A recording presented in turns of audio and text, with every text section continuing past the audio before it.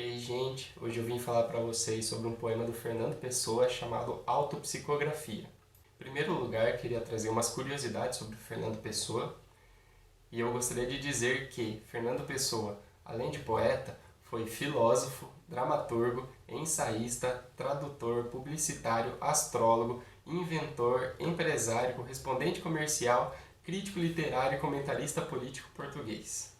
O Fernando Pessoa é considerado o mais universal poeta português. Ele é o poeta português mais conhecido em todo o mundo. E por ele ter sido educado na África do Sul, nos primeiros poemas que ele escreveu, ele tinha mais familiaridade com a língua inglesa. Por isso que ele produziu os primeiros poemas na língua inglesa. E das 4 obras que ele publicou em vida, 3 são na língua inglesa. O crítico literário Harold Bloom incluiu Fernando Pessoa em seu cânone entre os 26 melhores escritores da civilização ocidental. Robert Hess, poeta americano, falou que outros modernistas inventaram máscaras pelas quais eles falavam ocasionalmente. Mas o Fernando Pessoa criou poetas inteiros. Entre pseudônimos, heterônimos e semi-heterônimos, Fernando Pessoa chegou a criar mais ou menos 72 nomes. E desses 72 nomes, 3 são os heterônimos mais famosos do Fernando Pessoa: Ricardo Reis, Álvaro de Campos e Alberto Caeiro. O Bureau Internacional das Capitais da Cultura, que é um organismo que agrupa a capital americana da cultura, a capital brasileira da cultura, a capital da cultura dos Estados Unidos e a capital da cultura catalã, indicou em 2008 que o Fernando Pessoa era uma das 50 personalidades mais influentes da cultura europeia, junto de figuras como Leonardo da Vinci, Mozart e Albert Einstein. Dito isso, vamos então para a análise do nosso poema. Eu vou começar lendo o nosso poema. O poeta é um fingidor. Finge tão completamente que chega a fingir que é dor, a dor que devera sente. E os que leem o que escreve, na dor lida sentem bem, não as duas que ele teve, mas só as que ele não tem. E assim, nas calhas de roda, gira a entreter a razão esse comboio de corda que se chama coração. A Autopsicografia é um dos poemas mais conhecidos do Fernando Pessoa e foi publicado em 1932, embora tenha sido escrito originalmente em 1931. A Autopsicografia é um poema que vai revelar a identidade do poeta e o processo de criação poética. Começando a nossa análise pelo título, nós temos autopsicografia. Auto, como a maioria já sabe, é um termo usado quando nos referimos a nós mesmos. E psicografia é uma representação de fenômenos psíquicos ou psicológicos de alguma pessoa. Então, com autopsicografia, com o neologismo autopsicografia, o autor quis abordar algumas das suas próprias características psicológicas. Acredito que o Fernando Pessoa quis indicar que o processo da criação poética, que eu vou explicar mais para frente, tem um valor universal e é aplicado a todo poeta. E ele chegou a essa conclusão através de uma autoanálise psicológica, e com isso ele chegou à criação do título Autopsicografia. Mas se o Fernando Pessoa quis indicar uma teoria universal de como é essa criação poética, por que o poema é escrito em terceira pessoa? Provavelmente porque Fernando Pessoa quis indicar uma forma científica de explicar essa teoria da criação poética. Falando um pouco da primeira estrofe.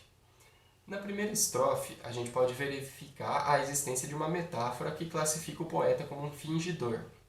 Isso não significa que o poeta é um mentiroso, mas que o poeta é capaz de se transformar nos próprios sentimentos. E por essa razão, por ele conseguir se transformar nos próprios sentimentos, é que o poeta consegue se expressar de uma forma única. Só que, no senso comum, o conceito de fingidor é muito pejorativo, tem significado pejorativo. Mas, nos versos do Fernando Pessoa, esse conceito de fingimento passa a ter um valor de instrumento de criação poética. Quando a palavra fingidor é separada em 2 partes, fingir, dor, essas 2 partes explicam praticamente toda a ideia da primeira estrofe. No terceiro verso vai aparecer a expressão fingir que é dor. Essa expressão brinca com a expressão do primeiro verso através de um esquema fonético, de uma brincadeira entre os sons das palavras. E ambas as expressões vão explicar o fato do poeta fingir o sentimento da dor, mas ao mesmo tempo sentir uma dor. Isso significa que a dor, para ser expressada na linguagem poética, tem que ser fingida, mas ela parte de uma dor real. Só que esse processo de fingimento não é da mesma forma que um paciente poderia relatar suas dores para um médico, porque nesse processo de relato de dores para um médico não existe arte. Ou seja, a poesia não está na dor real, não está na dor que o poeta sente, mas está na dor fingida e transformada dentro do poema. Com isso, a dor real, para se elevar ao plano de arte, tem que ser fingida, tem que ser imaginada, tem que ser expressa em linguagem poética. E com essa sobreposição do objeto artístico à realidade objetiva, ou seja, com essa sobreposição da dor fingida em relação à dor real, a gente tem a base que inspira o Fernando Pessoa a escrever Chega a fingir que é dor, a dor que devera sente. Fernando Pessoa consegue abordar várias emoções e se transformar em cada uma dessas emoções. E é por isso que ele consegue criar personagens diferentes, cada um com a sua forma distinta de ser e com a sua forma distinta de sentir. Falando agora sobre a segunda estrofe, a gente vê na segunda estrofe a capacidade do poeta de despertar certas emoções no leitor. O que o leitor vai sentir também é uma dor, mas não é nem a dor real que o poeta sente, nem a dor fingida expressa no poema. O que o leitor vai sentir é uma dor derivada da interpretação da leitura do poema, ou ainda uma dor derivada da fruição artística devido à interpretação do poema. Portanto, a gente tem três dores: a dor real, sentida pelo poeta, a dor fingida através do poema e a dor do leitor, uma dor intelectualizada que provém da interpretação. Falando agora da nossa terceira parte, da nossa terceira estrofe, a gente tem que o lírico começa a terceira estrofe dizendo "e assim". Com esse termo "e assim", ele indica pra gente que o poema chegou a uma conclusão. E uma observação importante é que no português de Portugal, comboio de corda é um trem de brinquedo e calhas de roda são os trilhos do trem. Então, nessa terceira estrofe, ele vai descrever o coração como um comboio de corda, como um trem de brinquedo, que gira e que tem a função de distrair e divertir a razão. Esse fato vai representar a sensibilidade como algo que tem movimento constante e circular. E o que isso significa? Que o sentimento, no caso a dor, é para o eu lírico, primeiro sentida, depois fingida, depois intelectualizada e só enfim ela é escrita. E note que tudo isso vai formar um ciclo vicioso.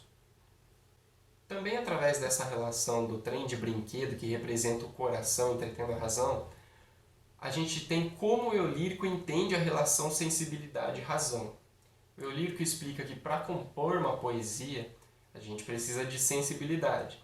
E a sensibilidade oferece a matéria-prima para a razão para concretizar o poema. Em outras palavras, o coração ou a sensibilidade é onde a poesia nasce e a razão é onde o poema é inventado. Com isso, a gente entende que o poeta é, então, um ser predestinado a brincar intelectualmente com as sensações, elevando essas sensações ao nível da arte poética e transformando essas sensações em um objeto artístico, que é o poema.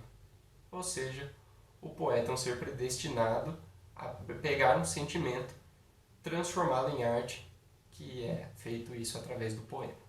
É isso, gente. Espero que vocês tenham gostado. Até o próximo vídeo.